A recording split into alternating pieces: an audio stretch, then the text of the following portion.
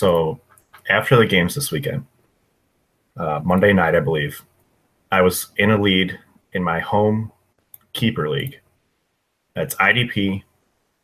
So I've got all the defensive players. I'm leading the match by 1.2 points. And Monday night, I'm like, it's IDP, so I know exactly what's going to happen. I'm going to get screwed over by some crazy stat correction. And then nothing happened. Tuesday, I woke up still going to the finals. Wednesday, nothing. Then this morning, I saw somebody post on Twitter. It was like, oh, ESPN came out with some more stat corrections. And I'm looking at the list, and I'm like, I don't know. I don't have any of these guys, so my score didn't change. But I'm like, I guess I'll check my league. Sure enough, I'm playing somebody else, and I'm like, are you kidding me right now? So I look, yep, lost by 2. 3 points were given to Tony Jefferson, who my opponent had, for a forced fumble. Now, on this play, Jefferson grabs the wide receiver. I can't remember who it was. And then C.J. Mosley comes in and just levels the guy, and the ball comes out. Why would Tony Jefferson get that stat correction? Like, C.J. Mosley is obviously the one who hit the ball out, so he should be the one who technically forced the fumble. But nope. They originally gave it to Mosley, then they took it away for some reason. NFL, I guess. They go off the game logs, and then Tony Jefferson gets it, and of course, I lose by 2 points. So IDP's garbage. It's the worst format ever made. I don't think I've ever been on the receiving end of a stat correction that helped me win a game, much less a championship. It's the first time we've ever in this league had a stat correction affect the championship matchup or championship game. And I was livid. Probably like 10 or 12 angry people at you right now for saying IDP is the worst. Oh, I already heard it from 2 or 3 this morning, but I'm like, but it's like, it would be one thing if it was Tony Jefferson stripped the ball himself and not even questionable. Like, they just screwed up originally. But no, he didn't even force the fumble. Oh. So, yeah, I think that there should be a statute of limitations, right? Like Wednesday, if you get over the hump on Wednesday, that's it. I don't care if it's corrected or not. It's done. I'm in the finals, and I don't want to hear no BS. But it's like this that's week, brutal. No Thursday night football, so you get screwed over by stat correction now. But yeah, that seems crazy. Oh, I messaged my buddy. I'm like, yeah, you ended up winning. I'm like, congrats. And he's like, what? And I'm like, oh, I fucking hate you right now. Didn't even know. He's like, this feels dirty, but thanks, I guess. And I'm like, you can just like give it up, I guess. I'll just keep playing for the final. And he's like, no, whatever. But yeah, brutal thing to wake up to this morning. So now I'm down to, I think, 3 finals that I made out of 10 playoffs that I made. So rough playoffs for me. I think a majority of those I was first or second seed too. So just complete fall apart for me this year. But I made it to 4 semifinals, and I am in the championship of all 4 of those leagues. So I had a good semifinals week. So I'm pretty excited, and I am in my first time being in the championship for the actual big falafel 16-team league. And nice. I was actually pointed out earlier today that season 1, this is our 3rd season. Steve won, so he played in the final. Last year, Kevin lost in the final, and this year I'm in the final. So all 3 of us guys on the podcast nice. Have made it in each one of the first 3 years. That's a 16-teamer is difficult, man. It's and tough. Me and the guy who I'm playing against, and I went wire to wire in that league. I finished 11-2. And obviously, I'm in the championship, so I had a great. But this guy is actually, his team is probably a little bit better than mine. He's actually favored, which is rough when you're 11-2. You know, but how him and I got the rosters that we got in a 16-team league, it's amazing at what you don't realize is going to happen over the course of a season. Well, congrats to you both on making some finals, because I made 5 out of 6 playoffs. And I lost in both the 2 semifinals that I was definitely the favored team to win last week. So I hate you all. But congrats to you guys anyway. So nothing new on the hating front. Yeah, pretty much. Well, welcome everybody to another episode of the Gut Feeling Podcast. Final episode of the season. I am joined by Derek McCreath, as always. What's going on, Derek? Not too much, man. Been kind of a crazy week leading up to Christmas. The kids and busy times, you know, but Yeah, happy to be here. Happy to record one more time. All right, awesome. And we are joined for the first time, finally, after begging for months, maybe a couple weeks. We are joined by Sal Lito from the Falafel House podcast and falafelhouse.com. How's it going tonight, Sal? Going great, guys. Thank you. And much like Derek pointed out, with the holidays coming up, I've been taking on as much extra work as possible. And my work schedule has been crazy. And you probably don't know, but I do snow removal for my job also. We had 3 snow, I don't want to call them storms because one was stormish and the other 2 were kind of like, smaller things, but I do it for a hospital and hospital offsite. So when it comes down, no matter what the amount, I got to at least salt. I got to get out there. So I spend plenty of time in the winter out doing that stuff, and that kind of screws my schedule, and it can get screwed like that last second because you know how that goes. Yeah, that's probably an important place to get the snow out of, no matter how much it is, right? Yeah, of course. You already got plenty of patients that are in good health as it is. You don't need them slipping and cracking a hip and then going, well, Right. This guy didn't do his job. Well, I was trying to do a podcast for fantasy football. You could just record while you plow, probably. Yeah, I've recorded in some pretty interesting situations, so I don't think that's altogether that far-fetched. We did a podcast earlier this year where I was on the road from, and I don't know if you guys know the New York area at all, but Queens is one of the boroughs. There's 5 boroughs in New York, and then Manhattan is the main one, obviously. So I was on my way into Manhattan, and I recorded while driving over the bridge. Driving to the city, you could hear the horns. I was driving past the horses on the horse and buggies. You could hear it. I could smell it, of course, but you guys couldn't. But Wasn't Steve also driving that episode? No, Kevin was. Oh, Kevin was on his way home from work in the New England area, and Steve was home. We needed somebody at a home base to actually record it, so that was Steve. Steve's not as adventurous as the rest of us. He's kind of the oldest 31-year-old you'll ever meet in your life. Nice. That's funny. Yeah, that's how much snow have you guys gotten out there? Like, I know Derek's gotten a lot of snow up in Canada, but have you guys gotten a lot of snow on the We haven't gotten we haven't gotten like a big storm yet. The first one that came, and you know what? The first one that came was just a long storm. It just kept coming and coming and coming, but it was still a little too warm on the ground, so the accumulation wasn't big. And the other 2, there was one a week ago. So last Friday, that was only supposed to be a couple hours, 4 or 5 hours, and it ended up going probably about 8 to 9. And it was a bigger accumulation than we thought. But no, we haven't gotten the big one yet. That shut everything down. Right. You're out there for 2 days plowing. Those are yet to come. They started earlier here than usual. So, I'll be counting my money. Yeah, we've gotten lucky. We haven't gotten pretty much any snow. I think I have to buy a shovel this year for the first time in years because I have a driveway now. But yeah, I'm glad we haven't gotten that snow yet. I was giving Gabe a hard time, Gabe from the Open Bar podcast, because they got like ½ inch of snow in Austin, Texas.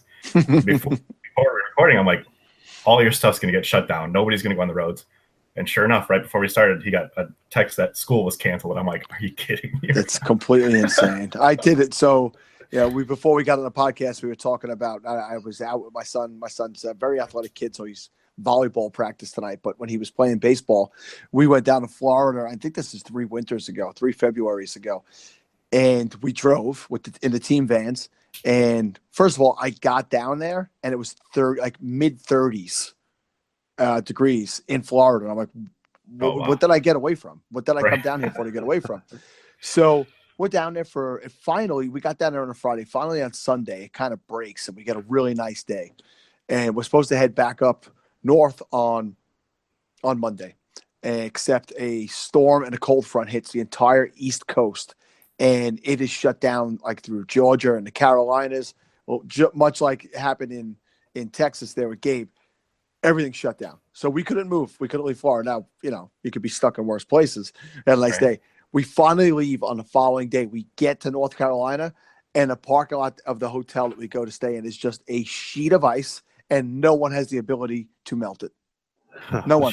There's no – they don't own salt. There's no salt in the state. There's not a plow truck. There's nothing. So you could picture 15 to 20 teenage boys ranging from 13 to 18 with their luggage, slipping and sliding all the way into the hotel, trying not to hurt themselves because they were just walking on a sheet of ice. I always laugh at it when places down south get shut down from something that's like just a regular Tuesday here in Canada. But at the same time, I understand that like there's zero infrastructure in place in those places to deal with that type of weather.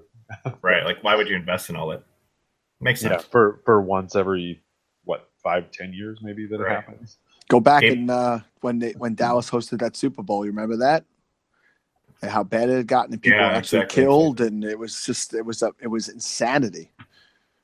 Yeah, it's nuts. I think Gabe said it was the first time he'd ever made a snowman down there, so it's crazy. I'm impressed that Gabe has the motor skills to make a snowman. Yeah. He pulled all his Jaguars hat and toque and stuff out, or mitts and toque. Oh yeah, he was a big baby.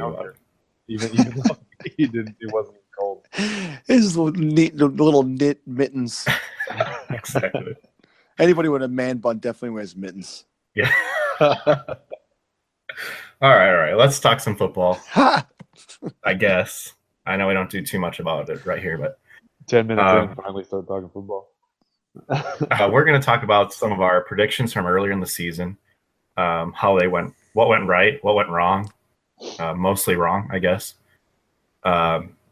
And we'll start with kind of who we thought was at the top of the position. So I'll just run through mine. Before the season started, thought Brady would finish at the top. Le'Veon Bell seemed like an easy call. Julio Jones I went with instead of Antonio Brown. Stupid. And then Gronk. And I predicted that Zay Jones would be Rookie of the Year. You would think now, in retrospect, since we had 1,000 rookies that were awesome, Zay Jones would have done something. But super wrong. Couldn't have picked a worse rookie to be Rookie of the Year, I think.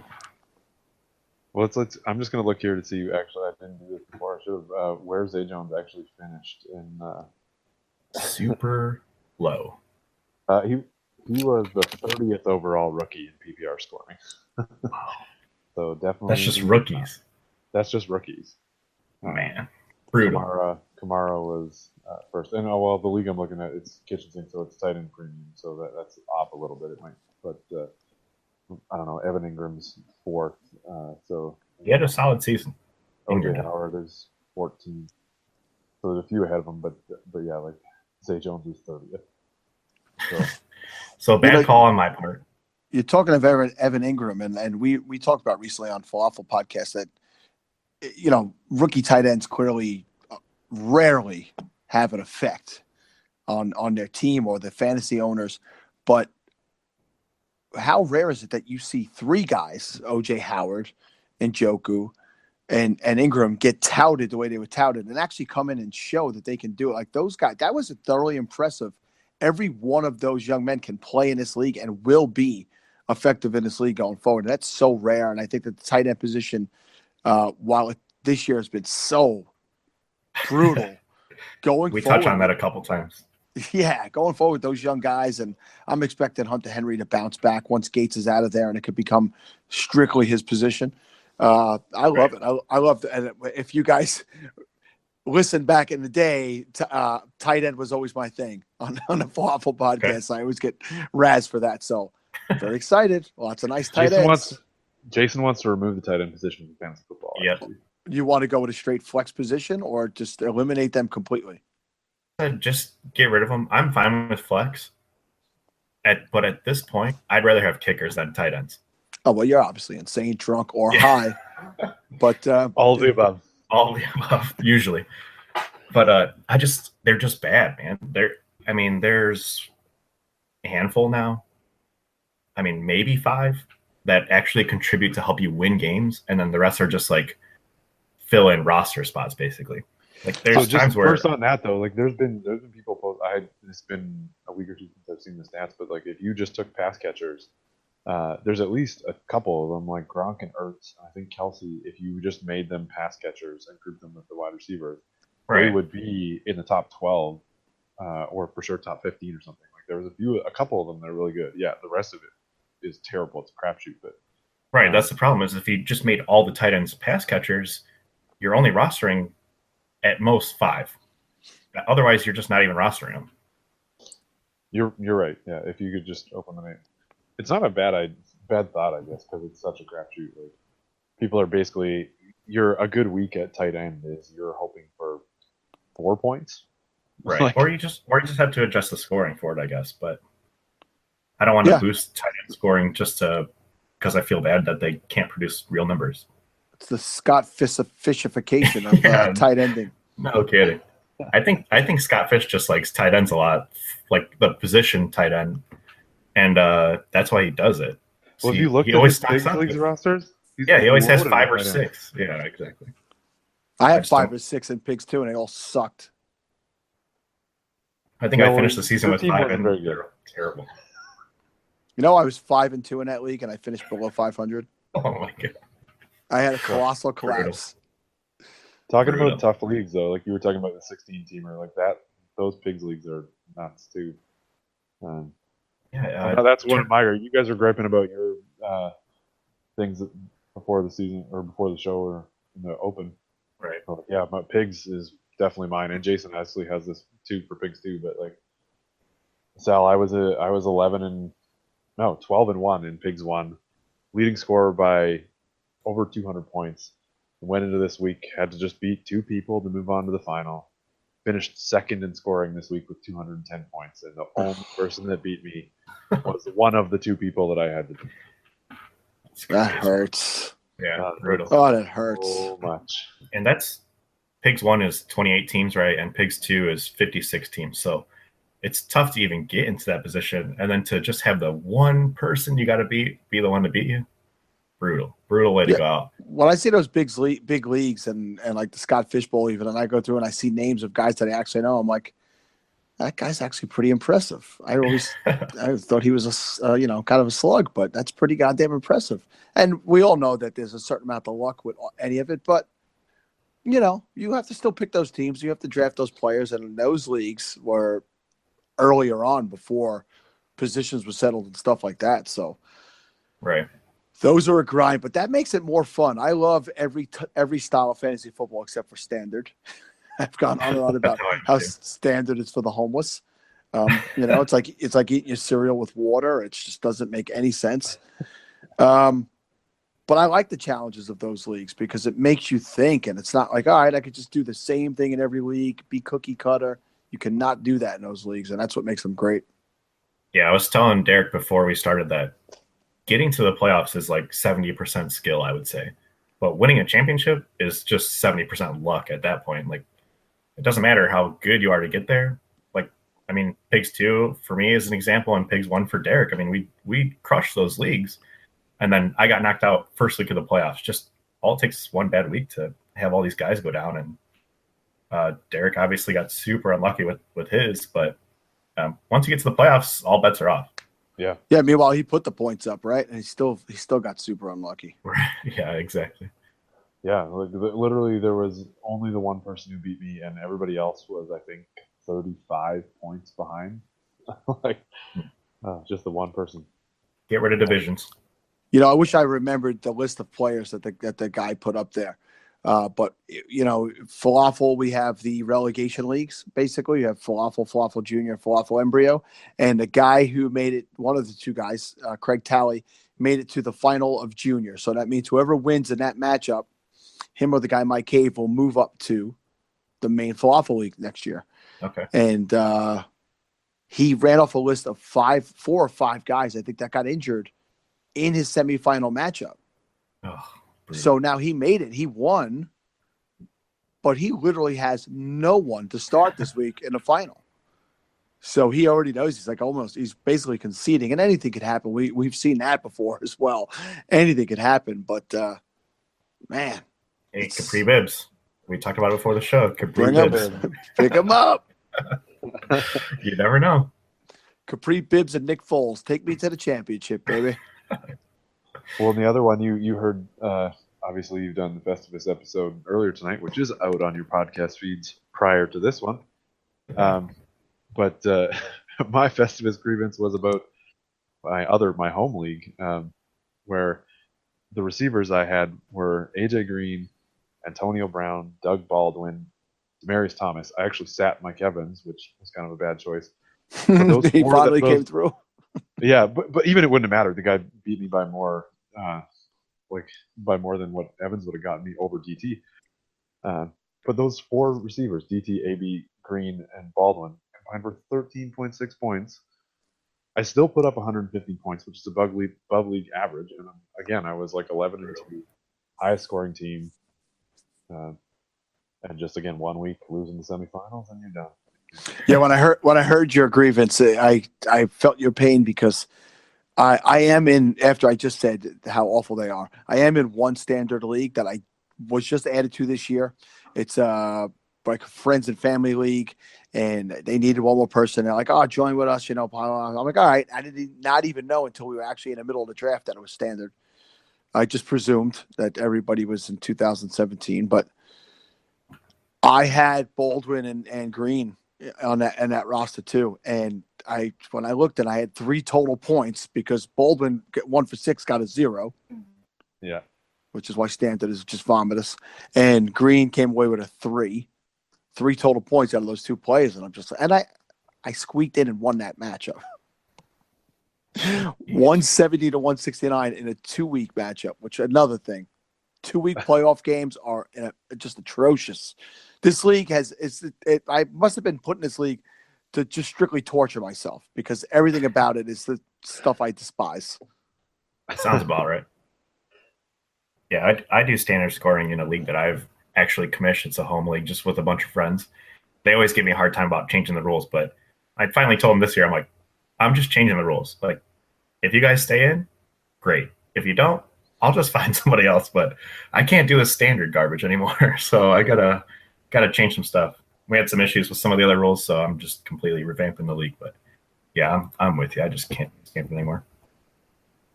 I guess we kind of got off track here. Not that we really had a track to begin with, but off rails episode.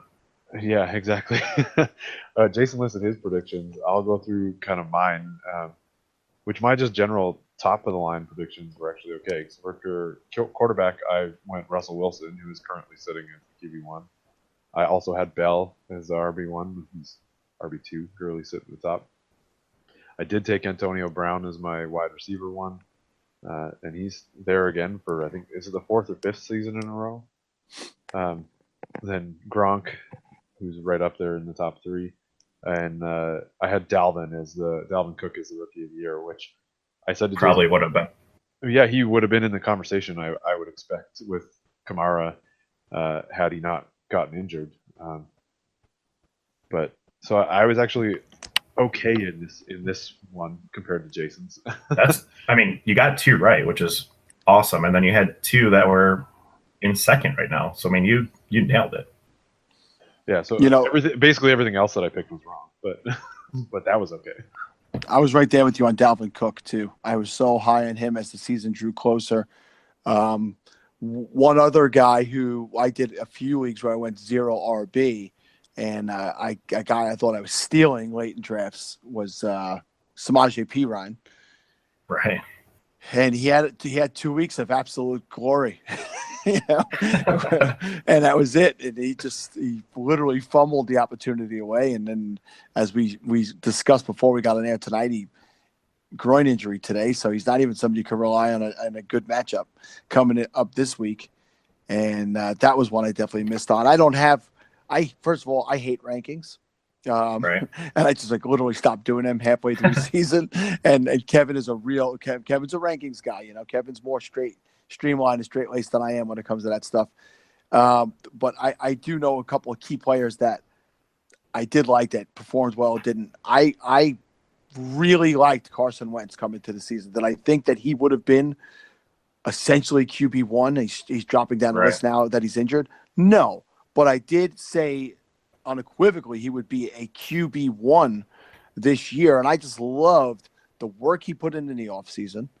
And he went and worked specifically with a QB guru. He adjusted the throwing motion that he had, and they brought in a ton of weapons. So I was convinced you wouldn't have any real juggernaut players in that offense this year aside from him, because the weapons that were brought in, including Mac Hollins, who these guys, and they all did it. They had big games at different times, big receptions. Aguilar's had a nice season, obviously, and Alshon has had a nice season, and of course, Ertz has been phenomenal. It was the guy I was touting last year, a year too soon.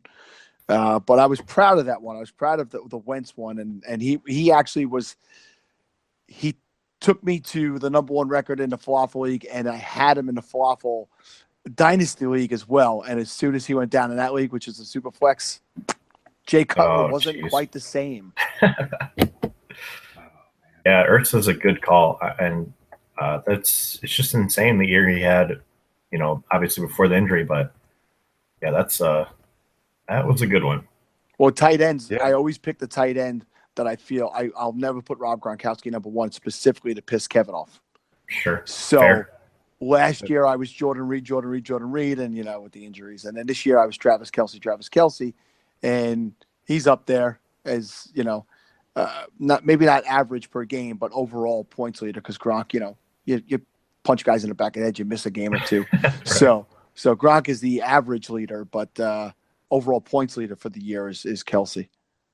Yeah, and on Ertz, like he's a guy that I picked up early in a bunch of leagues, and I believed in him or just thought he was going to be there, and everybody touted him for so many years. Like, well, this is his fifth year now. Right. But he, like, everybody thought his breakout was coming, and it just wasn't happening. Yet again, so people were just giving up on him, and I kind of did as well. But I held on to him in one league. I'll say held on to him, although I couldn't give him away pretty much. Nobody would take or would give me anything back for him because they thought he was terrible. And now I've been super happy to have him. But he's always had the talent. He just didn't really get touchdowns, and he was kind of up or down in his targets. But this year, he just had consistent volume that him and Wentz were obviously on the same page. And then on the Wentz thing, like, again, obviously this is the Gut Feeling podcast, so we don't really watch film, although you talk about throwing with Al, so you might. But I didn't understand why people were so down on Wentz. Like, he had a really strong rookie year, I thought. Like, he started off hot out of the gates, and then people kind of caught on to him a little bit. But you'd have to think that he's a young quarterback who's going to develop and get better. And like you said, they added a bunch of weapons around him. So I don't know why people were so down on him thinking he was bad or not going to be at least a QB1. He's a good player. So yeah, you got good years. You got plenty of good years coming out of him, and even Goff, who stepped it up better than I thought. The two players that I missed on, and I think I'm clearly not the only one, but they happen to play for my favorite team, which is the Oakland Raiders, and that's just what a disappointing overall season for that entire offense. But Derek Carr did not make the ascension into the top 10 guy that I think everybody thought was the natural progression for him. And obviously Amari Cooper, I'm legitimately at the point where I'm starting to think he's a bust. Right. He's got the capabilities, but if you actually watch him play, and you haven't gotten to do that much this year, but last year even, he does not know how to get his feet down properly. He does not have it. So I worry about that as a Raider fan. I own him in one dynasty out of many, so I'm not too hung up on that. But yeah, as a Raider fan, I think Derek Carr will be fine. I think he's a good leader. I think he's a good young quarterback, and I think the line did not play up to par this year, and I think that when he got injured, he's just never really recovered from that. But Amari Cooper legitimately worries me going forward. I would take the best deal I could get for him basically at this point. So do you think when you say he doesn't have it, do you think that he's just a raw talent who the talent's there, he just has not developed? Because like to have 2 1,000-yard seasons under his belt at his age is pretty impressive. But if the league is catching up to him and he's not developing, then yeah, maybe. Yeah, I don't see the progression, right? Like I don't see him going to that elite level. I think that he'll play in this league for some years, and maybe every once in a while he'll show you that big playability and be like, wow, that's what, but it will not be there every week. And he doesn't do those little things. Like it was really frustrating last year watching the feet, watching the footwork, especially in the end zone. You got to work on that stuff. You can't just yes. So like, it was like DeAndre Hopkins last year. There's no doubt what his talent was, and obviously he wasn't playing with a great quarterback. But look at the progression this year and where he went back. What he came back to, and I don't see that from Cooper. I think based on the offense that he was in and how big play that offense was, and he had a couple of big games last year, that those are where the numbers come from. But believe me, I really hope I'm wrong as a fan of the Raiders, and I really hope that he becomes an elite level wide receiver. I personally don't feel it right now. That's my gut. I want a good feeling, pal, right? Yeah, exactly. That is one of those teams that really surprised me about how bad they were, I guess. I mean, especially the defense, but like you said, the offense was just missed everything. It seemed like. I don't know. It is weird. I am a little concerned about Amari Cooper as well. I don't really own him anywhere, to be honest with you, but he's the guy that it seems like we're waiting for him to just progress, and he's really just not. He's just, maybe that's just what he is. Can get to 1,000 yards and 5 or 6 touchdowns, and maybe that's it. But he's currently his ADP is just too high right now, especially in Dynasty. Seems like. Yeah, I don't think it's dropped as much as it has, or as you think it might, after his year this year. And everybody's looking at the previous 2 years, but I mean, if he's just not making the progression and developing at all, yeah, maybe he's just a career fantasy wide receiver 3 kind of thing at best. Yeah, and Sal, kind of like you mentioned with Carson Wentz, you said that he was going to basically destroy that his ADP. We had some predictions as well that didn't really go very well for me, I guess, again, but I thought Randall Cobb was going to have a good year, and Jeremy Hill, I thought he was going to do some things, I guess you would say. But Jeremy Hill is my ride or die guy for years, and I own him everywhere again this year. And I really thought that, you can't say that they didn't give him the touches at the beginning of the year and give him the opportunity. This guy can't gain yardage. He cannot gain yardage. He's such a touchdown dependent running back, and when the touchdown stopped coming, his value plummeted. And I don't think you'll see it back in a Bengals uniform. I think he's definitely done with the Bengals. I went back and listened to the episode where Jason and I made our predictions, and I think he was going off at running back 46, I think, when we did that. And Jason's like, "There's no way there's 46 better running backs." I think you were wrong on that one. Yeah, guys, for some reason, I don't know what it is, 2 running backs I've been hooked on since I've been playing fantasy football: Jeremy Hill and Ryan Matthews. Those are just 2 guys that I'm like, no, this is the year. This is the year. They'll both break your heart, man. Yeah, exactly. Like prime opportunities from both these guys, and they just couldn't really ever get it done. Ryan Matthews had a couple of good years. Jeremy Hill was underrated because of his touchdowns, but he just didn't get there this year. Very disappointing. A guy that I've been kind of similarly high on to you for Jeremy Hill would be Amir Abdullah, who I feel like you basically told me so many times that he's so terrible.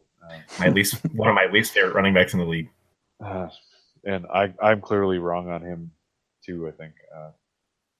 I don't really pay attention to Devy or college, but I knew his name at Nebraska for some reason. I don't really know why. And then like Waldman was so high on him in the rookie scouting portfolio, and I was just like hooked on him. And I had him in a ton of leagues. I think Halal was probably the only person who had him in more leagues. There was only one league I played in at a time, and it was with Halal, and he had him, and I didn't. But like, yeah, I give Halal a lot of credit for having his guys and sticking to them. Like, I don't think there's anybody else in fantasy football that just, it doesn't matter who it is or how they're doing, he's sticking with it. Oh well, Kevin Cotillo and Tyler Lockett. Yeah, that's true. Well, so you mentioned Tyler Lockett. Amir Abdullah and Tyler Lockett were my 2 people that I picked to bust their ADP. Both of them were wrong. Although, actually, well, I think Lockett actually finished ahead of what his ADP was at the time, but not. He didn't bust it. I think it was like 4 or 5 spots. But I don't understand the Tyler Lockett love. I try to tell Kevin that all the time, and I was on the Paul Richardson bandwagon early in the year too, and just really more again. You'll notice I like to just needle Kevin. That's just one of my favorite things to do. So I was just all over Paul Richardson just because he was the other wide receiver there, and man, he was on a hot start at the beginning of the year, and that's he's leveled out on that. I did he might even gotten nicked up a little bit, but the guy I kept trying to make happen, who just completely and totally didn't happen, was Kamar Aiken. It was the guy who, I mean, you go back and look at that season, that half a season he had with Baltimore 2 years ago, and the numbers were just wide receiver one numbers over a 9-game period, which, it's a pretty good sample size. And he was given the opportunity, and then for him to come back the following year and just get literally no opportunity in that offense, when he got traded to the Colts, I was like, oh my God, this is the guy to step in now, because Moncrief can't stay healthy. And Dorsett is just, these guys don't perform. T.Y. is going to do his thing, which, by the way, he didn't do other than maybe 4 times sporadically and erratically all year. And I got reached out to by Justin Spear. He said, hey, I'm putting a list together for fantasy experts or whatever. And that always makes me laugh if I'm ever included in something that says an expert. But he goes, oh, just a little piece on a player you could get super cheap right now in Dynasty. And I'm just like, it's Kamar Aiken. This is back in like April that I wrote this. So whenever, like right after he signed for the Colts, I'm like, this is a steal. I went through all the numbers, and we all know what went on. The BS went on in Indy this year, just lying to the fans. And if you don't think that was all to sell tickets, then you're completely missing what went on in Indianapolis this year. They lied to everybody just to get. Then they're like, oh, he's going to be back after this week, so we could keep making ticket sales. Such a joke that they pulled that shit on everybody. And Aiken was just, everybody was nondescript in that offense this year. Maybe Jack great. Doyle was. That would have been great for you if Aiken hadn't exploded there and Richardson had continued his hot start, because isn't Moncrief one of Kevin's guys too? Yes. Yes. And you can please listen to the Festivus episode, because Lockett and Moncrief make it into Kevin's grievances this year. So. It's already downloaded. It's already downloaded. It's on for my morning commute tomorrow. Awesome. It was a great. That is a fun episode. I mean, that if we ever just decide to go our separate ways and not do that podcast anymore, I think we'll get back together just to do the Festivus episode every year. I'm learning tonight that I'm not in enough leagues with Kevin, and I need to need to join in more leagues there. Which is kind of odd, because Kevin is in a shit ton of leagues, and he went Dynasty mad this year. So I think it's on your end. You're not holding up your end of the bargain. I think we're in 3 leagues together, but that might be it. But so on the opposite end, we talked about some guys who we thought that their ADP was too high. Derek and I were on the same guy that we were wrong again, but Jordan Howard was just like a guy who I thought was no chance he's getting close to returning value of where you're taking him. And as a Bears fan, I thought I was spot on. I thought Cohen would have a bigger role because Jordan Howard cannot catch the ball. He can't. And I thought that would take away, because they would be down in every game, which they have been, but they still just don't give the ball to Cohen. So Jordan Howard's just doing what he does, I guess. And apparently he's a good player. We were both wrong on that front, and I'm happy to be wrong because he is good. But brutal miss, I guess. And I think people still undervalue Jordan Howard. And I guess things could change with the new coach next year, assuming they get a new coach. If they don't, I probably won't even watch them. But you Bear fans, it's mostly Bears fans that don't seem to like Jordan Howard. You guys know, did you have Tony Raymer on your show? Yeah, and he said it now, and he's like, I think they're going to miss out on somebody special because they've got Howard and think that he's but yeah, he's anti-Howard, and the Tariq Cohen thing, it was just weird how they were using him at the beginning of the year and how successful he was, and the team was playing well, and then they just went away from it. The guy gets no touches anymore. Right. And the only time he does anything is if he creates something on a special teams play or something for himself. So I don't think you're going to have to worry about John Fox next year and any of those issues. But I went to the live Matthew Berry podcast, which I've done for a couple of years in a row. And I got up and asked a question. And My question for them was going forward, and this was week 2 or 3 of the season, and maybe week 3. So Cohen had flashed some at that point. Who's more valuable, Christian McCaffrey or Tariq Cohen? And I don't know if you guys listened to the show, and Field Yates and Matthew both said they're the same player and they'll be equal value the rest of the way. Well, I mean, look at the season McCaffrey has had, Right. and what's gone on with Cohen. But I don't think it's Cohen's fault. I think it's the misuse. Going forward, I expect them to both be valuable players in that offense. I liked Jordan Howard. I had drafted him in Falafel last year, and Falafel's a 3-team keeper. Penalty 1 round before you take him. Drafted him, and then the guy who I traded away the year before was Devonta Freeman, because after his first breakout year when I had him, I thought Tevin Coleman would take over and blah, blah, blah, blah, blah. It didn't happen. Well, the guy I traded him to reached out to me and wanted Jordan Howard for Devonta Freeman. I jumped at that opportunity. Obviously, Freeman got banged up, but right now I'm relying on him to bring me home a championship. But I like Howard, though. Yeah, I think my issue is it's tough to see what Alvin Kamara is doing in New Orleans, and like you said, Christian McCaffrey, and seeing these guys succeed in their roles, and just Cohen, I would say, having a similar skill set and just not given that opportunity. It's brutal to see, and I thought he would get that. I didn't expect John Fox to get in my way, I guess. Jay, are you in the Power Hungry League? I am not. No. Okay, it's a John Bosch league, and I'm in leagues with you leagues of his with you, and I always forget what is what. But Tariq Cohen didn't get taken in the auction in that league, and a few days before the season started, he was sitting on the waivers. I got him for $1. Wow, steal. And I made a really stupid trade. I needed a quarterback. It's a super flex league, and I had Eli Manning and I had Trevor Siemian. Those were my only 2 quarterbacks in the entire league. I had Mahomes, but obviously on my taxi. And I traded Cohen for Blake Bortles before the season started, and then obviously Cohen the first couple weeks I'm like, oh my god, what a brutally awful move. And then as it turned out, long term Cohen's going to be the more valuable guy. But I have this stupid Bortles thing. That's a guy I didn't bring up before. Like when Kevin talks out against him, I call it Bortleism. I just have this thing for Bortles. I don't know what the hell it is. He's brutal. You watch him and you're like, oh my god, he sets the position back 10 years. But look at him the last month. Yeah, that guy could get you to the finals. All you need in the playoffs is some Bortles, I guess. He's been actually really good fantasy wise. I mean, I think I was looking in one league. He's QB 13.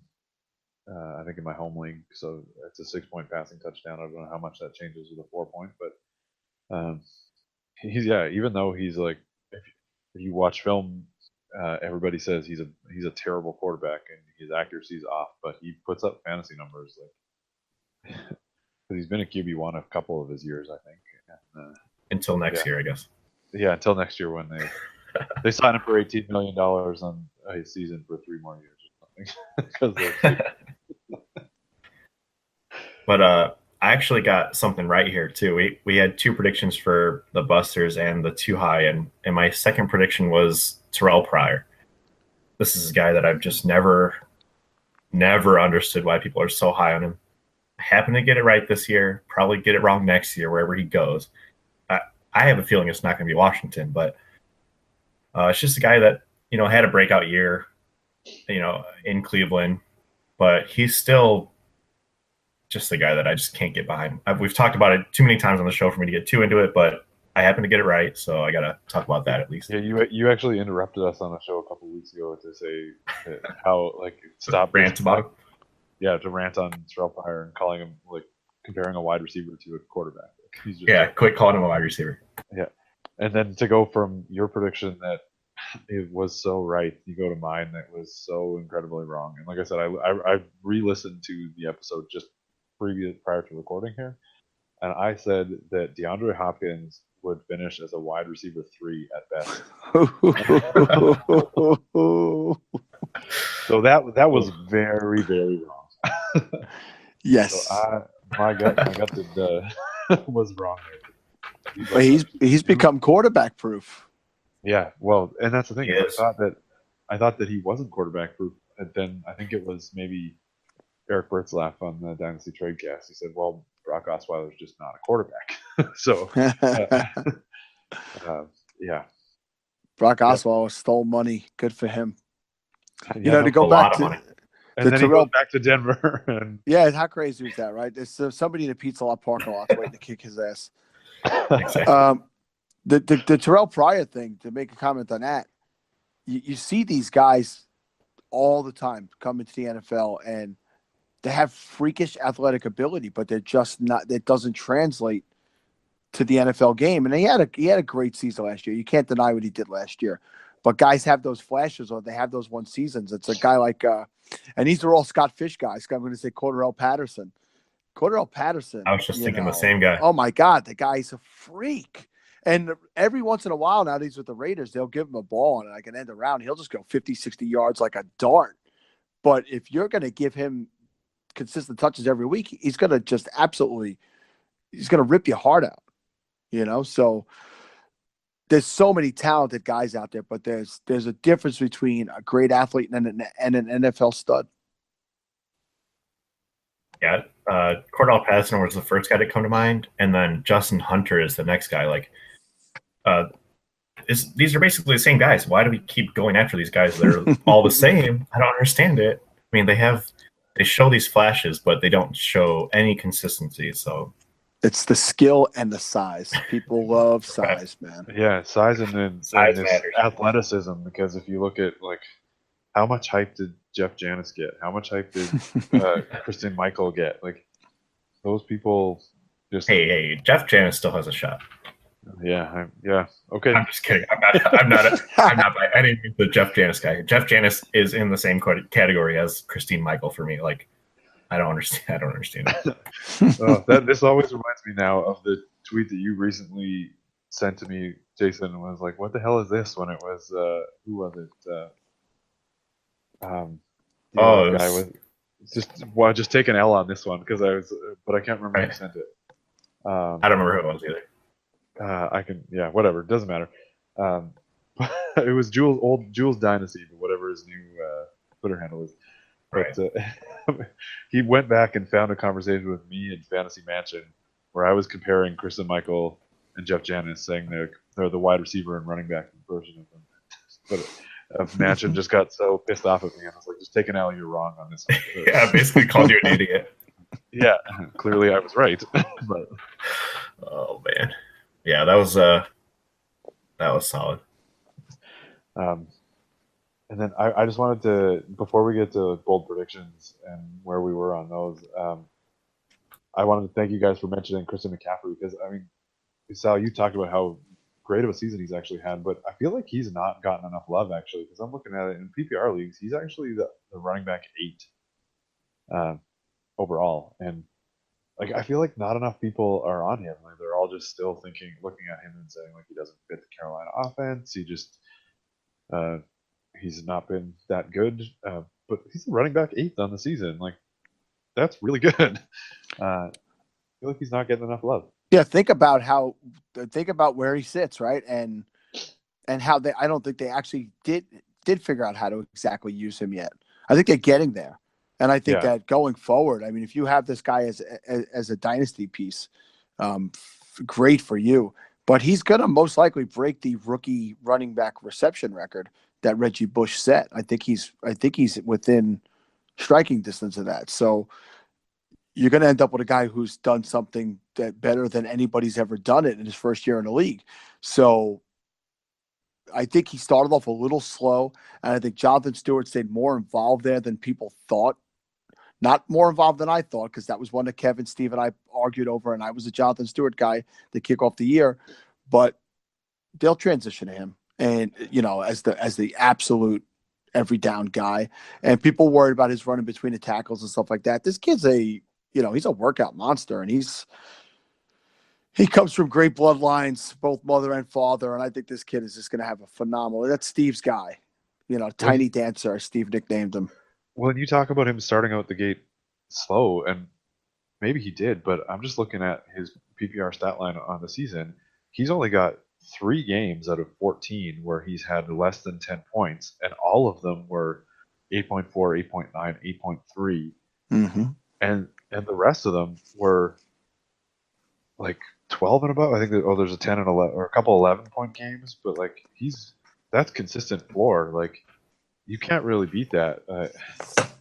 And he's got some 25-point games and stuff too. So like, yeah, I feel like people aren't giving him enough credit because he's been used not appropriately for his skill level. And I mean, if they do figure that out,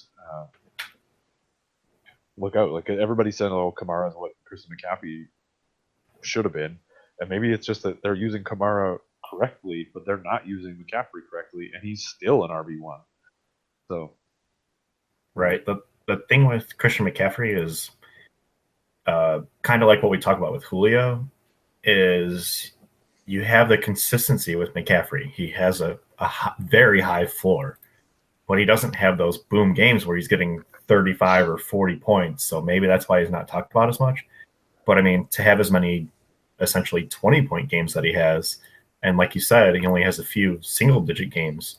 I mean, I'd almost rather have the consistency than say a guy like Julio who only gets you 9 points in the playoffs and you lose. So, but yeah, he's got just for example, I don't know, just out of thin air, off the cuff, right? Yeah, exactly. Well, McCaffrey's got 5 20-plus point games. You're right; he doesn't have any over 30, but 5 20-plus, 3 sub 10, but they're all above 5. Like, I mean, if you have a couple weeks where he has 8 points, I mean, that kind of sucks, but that's still not horrible. That's still probably running back 3 on the week production, and then the rest of it you're getting RB2, RB1 numbers every single week. So I don't know how you can really argue with that. Yeah, if you're looking at a floor and a ceiling of 8 to 25, you know, you're happy with that. I mean, that's really pretty solid. Yeah, I just wanted to mention that when you had mentioned him and compared him to Cohen and stuff. He's been really good this year. Yeah, and as far as moving on to our bold predictions, I mean, we don't really have to talk about those, I don't think, but just because you don't want people to mention what the others were. Yeah, I had Kelvin Benjamin as a wide receiver 1. Now, Sal, can you guess where he sits right now? Kelvin Benjamin? Wide receiver 70-something, for God's sakes. Well, pretty darn that close. would be even better. He's wide receiver 46 at the moment in PPR leagues. So I mean, I don't know. When was the last time he was on a field, for God's sakes, or at least for more than a quarter? Right. Now score hear a me touchdown out. last week or something? Did he score 2 weeks ago? last week? 2 weeks ago. But when he was in Carolina, he was fine. He was Kelvin Benjamin, what we were expecting. Probably would end up a wide receiver 2. But ever since he's been on the Bills, it's like I don't understand the Bills, so I can't even explain what's going on. But well, just, I'll give you this. Cam loved Kelvin Benjamin, so he fed him all targets, which he does now with Funchess, it seems like, or McCaffrey, basically. But yeah, they just don't do the same in Buffalo, it turns out, or pass the ball at all. Yeah, they don't really pass the ball. And to give you credit, you did your argument on the show when we made these predictions, Jason, was everybody gives him crap because they don't value him because they're just like, oh, he just gets all the targets. But you're like, well, he gets all the targets. And then when he went to Buffalo, clearly that changed. But that said, even if he was in Carolina, I don't think he would be a wide receiver 1. He wouldn't have been wide receiver 46 though. No, I thought he was a steal at where he was going in drafts. I don't disagree with you.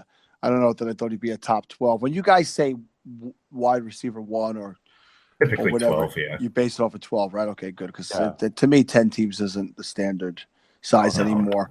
Yeah, I thought that he was a steal at where he was going because he was getting all the targets, you know. And Funchess has consistently underperformed and let people down. And, you know, he had his breakout this year. And, you know, with Olsen's injury, you would have really thought that Benjamin would have been much better. But that was one of those trades. I remember when they made that trade that came out of nowhere for me. I said, you know, you don't really hear that guy was a problem or anything like that. But listening back, you hear some of the reasons why, and I get it. And now he can't keep himself healthy. Right. Yeah. Yeah. Well, The reason why I thought he would be a wide receiver 1 is basically the Jarvis Landry effect. Maybe he's not doing a lot of things with his receptions, but he's just getting peppered with targets. So he's good enough to at least catch half of them. 50% catch rate. Right. Yeah. I mean, whatever. So if most of those catches were touchdowns, then he might be a wide receiver 1. Yes. It was probably that's why it's bold, right? That's why it's bold. Funchess is wide receiver 20 right now. So if Benjamin was there, he'd probably be somewhere in that range. Yeah. If they were giving him the targets as opposed to Funchess. And my bolder predictions. Well, I had 2 actually. Jason only had 1. But I said A-Rob would be outside the top 40, which I was right by default on that. Nailed it. Yeah, nailed it. But feel bad for being right on that one, even though I was. And then the other one was Hyde as a top 5 running back, which he's actually running back 10 right now in PPR league. So that's kind of close. Hyde's a disrespected guy too. I mean, Yeah, absolutely. And as that offense is getting better and Garoppolo's taken over, I think you'll see more from him, and it'll be interesting to see if he's back there next year. I think that he can be. I think he has that ability, Derek, to be a top 5 running back. He definitely has the 2-way threat ability. Yeah, I think so. And I think it was the Dynasty Blueprint I was listening to the other day, and Matt Williamson was talking about how they're using him in the Freeman role in that Shanahan offense, and he's got the skill, and they just don't have a Tevin Coleman to complement them. Like Breda flashed a little bit this year, but I don't think he's as good as Tevin Coleman. And I think that if once they improve the team and like the wide receiver corps around Jimmy Garoppolo and Carlos Hyde, I think that team could turn around pretty quickly, a la the Rams. Like, I mean, the bigger thing with the Rams is they had the talent, they had a terrible coach, and they bring in a coach and he uses the talent appropriately. San Fran seems to have the coach and a couple pieces. They just need to add a whole bunch more pieces to get better. Guess who wants to be back in the NFL coaching next year? Oh, Jeff Fisher. Old Jeff Fisher himself. I hope he goes to the Bears, just because. Look, I said it the other day. Jeff Fisher and the Bears just seem like the perfect fit to like. This would be the time where Jeff Fisher becomes the coach and all of a sudden gets 11, 12 wins. And I'd be like, what is going on with this? But Twilight Zone. As long as they're winning. They're hiring Jeff Fisher as the head coach and Hugh Jackson as the offensive coordinator. Hey, that might not be as bad as you think it is, but no, we'll see what happens. Jackson's actually probably a better coordinator than he's a coach. Yeah, I don't know. I don't know who's going to come to the Bears. Hopefully it's somebody who does something good, but it's been a rough ride. I'm a big Lovie Smith guy, so I mean, I liked what the defense did there, but could never get the offense going. I'm just so sad thinking about the Bears. Mark Trestman, CFL legend. Dude, that guy just keeps winning, except for when he was on the Bears. That's what I'm saying. Yeah, he just won they just won the Grey Cup again. Come on. He's got like 4 or 5 championships, doesn't he? Yeah, he won a bunch with Montreal, and then like he takes Toronto Argonauts from like the worst team in the league to, well, they were still bad because the whole Eastern Division of the CFL was terrible, and it's not real football, but they managed to win on like a crazy game because they like won it in the fourth quarter, like right after being they had a huge down. Comeback, I think, and ended up winning. Hey, Yeah. Derek, tell maybe Jason doesn't notice, but tell him who had a good year, a running back that had a good year in Canada that wants to make an NFL return. Do you know who that is? Oh man, was it Trent Richardson? It is Trent Richardson. Yes, Saskatchewan Roughriders. He's saying he wants another shot at the NFL. So Did he have a good year? I didn't actually look at his stats. I should find this out because my father-in-law is a massive Rough Riders fan. And he probably knows. I'll see him in a couple of days. I'll ask him. Oh my god. We can talk about that next year. Early prediction for next year. Trent Richardson will be an RB4 in the NFL next year. Add him to the mix in DC. Yeah. That would be a bold prediction if he's the RB4. And RB4, not the RB4. Yeah, right. No, that's what I mean. Yeah, I guess if he even gets a contract somewhere. Who's going to finish higher next year, Christian Michael or Trent Richardson? Oh my god. So Sal, besides Pirine, who do you think would maybe break out that maybe didn't, I guess, or did? Boy, I should maybe have had my notes in front of me, huh? Look at this, took you right off guard. Well, a guy who, so I you know what? I'm going to go through, I'm going to open this roster up. I'm going to try to get my iPad to stop falling. And I'm going to, I failed. I failed at that. I fell again. So, two guys who I drafted in the 16-team Falafel League who I had a little bit more faith in. Marvin Jones Jr., who's been a top 10 wide receiver this year. So I believed in him. And Marquise Lee was a guy who I thought could make the leap up this year. And I don't know that there was a really good run of consistent run that he had at one point in the year. I'm looking at it now. He had 17.5, 16.5, then a 7 and 8, then an 18.1. Like he started to get it before he got a little banged up and tweaked himself. So I felt even when A-Rob was healthy that Lee was going to really cut into his value and become a guy. So those are two guys that I hit on. You always forget the ones that you miss on, but the guy who I really pushed hard for at the beginning of the year, and maybe it's because I'm older, was Adrian Peterson. And it was a colossal failure in New Orleans. Colossal. Right. And credit to the organization, because you don't see a lot of trades done in the NFL like that. Credit to them for saying, if we don't release this guy or trade him, exactly, it's going to be cancerous towards this team's future. That literally turned their season around. Getting him out of there turned their season around because it freed them up from trying to give him a couple of token touches. It freed them up to be able to use Kamara and let Ingram just go wild. But it also showed you that Peterson wasn't really done. But the bigger games he had were against terrible defenses. If you go back and look, they were against terrible defenses. And when he went against anything of quality, not that he had a line to protect them in Arizona, but he didn't succeed. And then his age showed up in the injury, and he's talking about coming back next year. It's probably a bad idea. It's probably time. And this is one of those situations where it's hard to let go. He's right. This is all he's ever known, and he's a prideful guy, and he's not going to let go, and he's going to probably come back next year. He doesn't have a role in Arizona next year.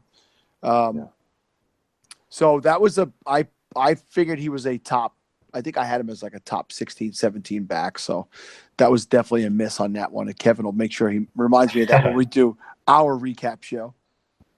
Yeah, I remember you talking about him before too, but just to backtrack on Marquise Lee, is what you're saying is you knew Lee would have a better season than Amari Cooper, right? I probably didn't have him ranked that way. I probably did not have them ranked that way, but there were certain guys, you don't have to rank a guy ahead of a guy to like him more. You just don't pass on that other guy and take the guy later for the value. And so, but yeah, Lee was a guy who I actually owned last year as well. So there was a couple of guys I like to play, especially in that 16-team league. I like to do something where I like to have a flexible roster spot, like one spot it's there, it's open. I have a guy there, but I won't mind dropping him.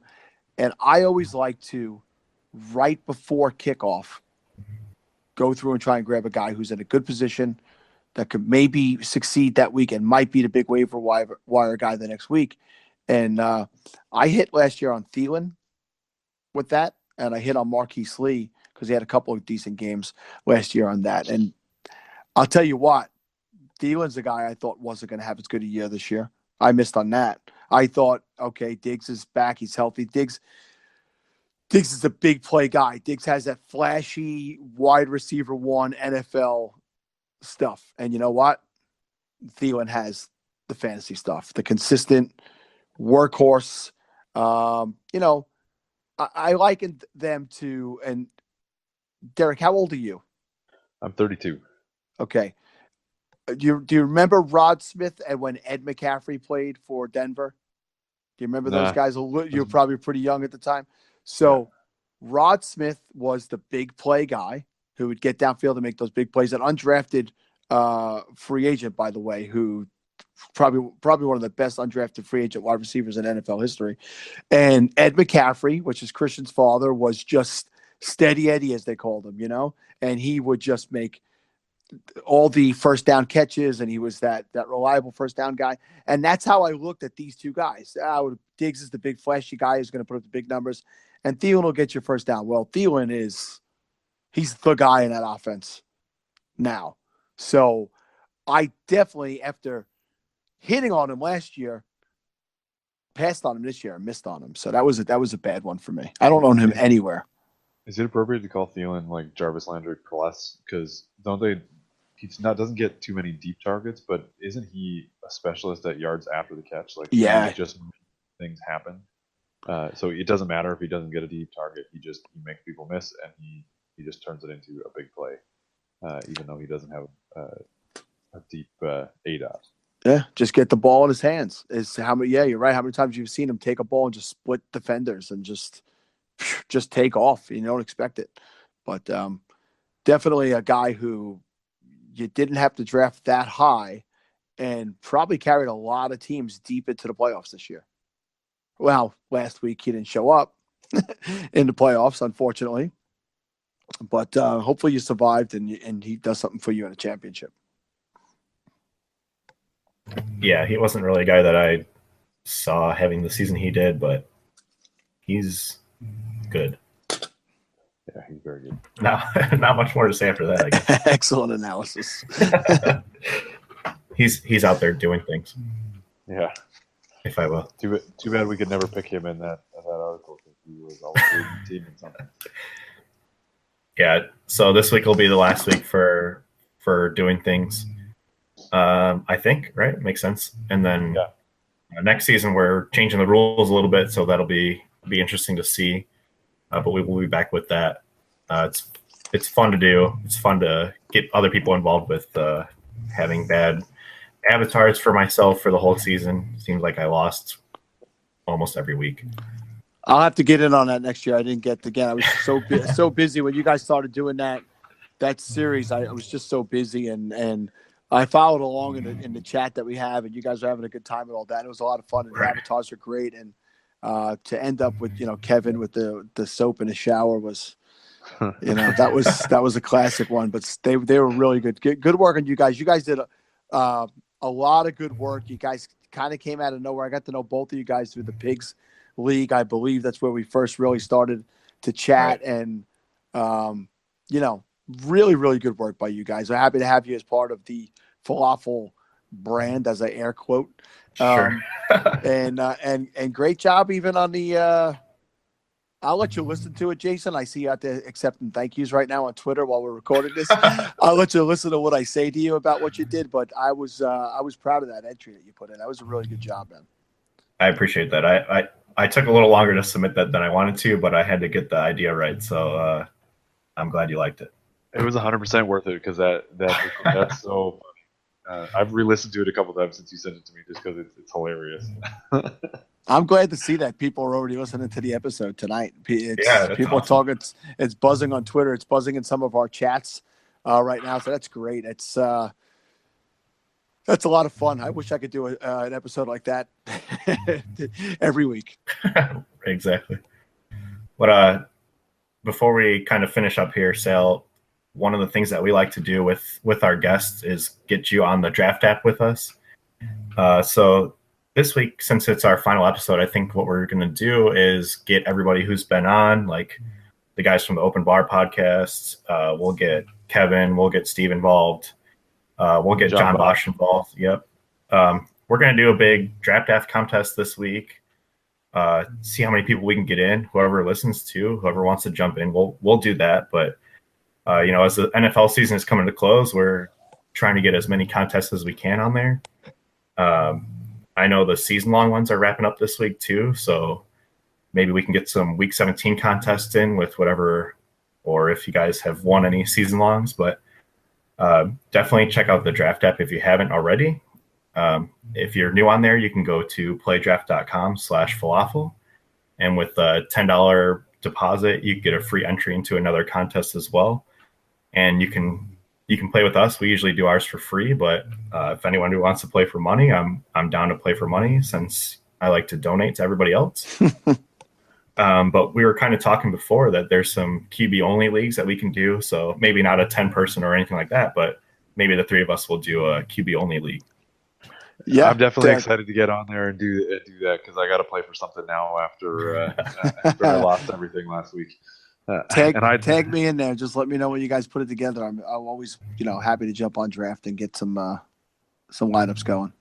Yeah, it's been fun. I mean, when we got John involved, then we ended up doing pigs betting on these draft app entries, and then Gabe and J Mike from the Open Bar podcast, neither of those guys have gotten on, so it was awesome to get them on, and J Mike destroyed us. I mean, he killed us. He killed us.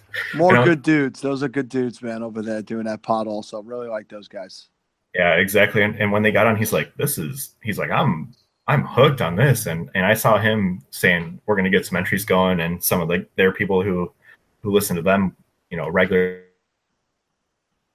So, it's an awesome app. And even when football season is over, you'll get to play basketball. I know hockey's on there as well. I like to do all those. So, we'll keep it going throughout the season and get some other stuff going on. I won't play hockey with Derek because he has an advantage, and probably baseball either. So, but that's racist. Canadian racism. Well, I mean, that's known that I just can't deal with the Canadians. Too many ketchup chips and maple syrup. There's too much going on up there. I just don't understand it. But yeah, definitely check out. And like I said, if you haven't played before, if you sign up on playdraft.com/falafel, you can get some free entries in there too.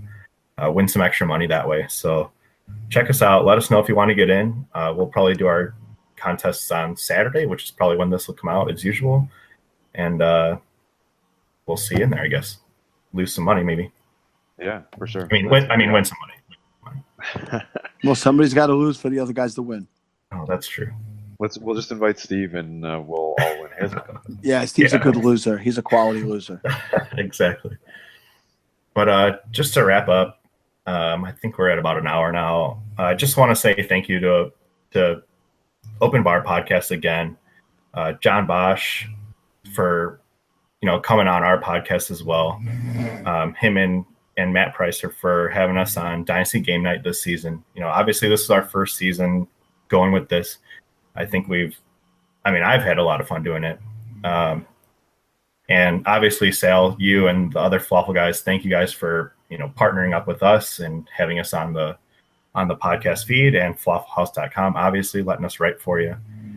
And just want to say thanks to Derek as well. Derek, this all came about just from a tweet that I said, hating on Martavis Bryant. I basically said, I don't have a reason to hate him, but I just don't like the guy. That's another one of my hits this year. And you're like, what? I have this idea that, I don't really have anything to back up these ideas. So I just call it basically going with my gut feeling. And it's kind of how it came out. So thank you for tossing the idea out there and joining me on this too. Cause it was originally, you said, take it and run, but I'm like, no way, man, this is your idea. Let's do it. So it was awesome to do it this season.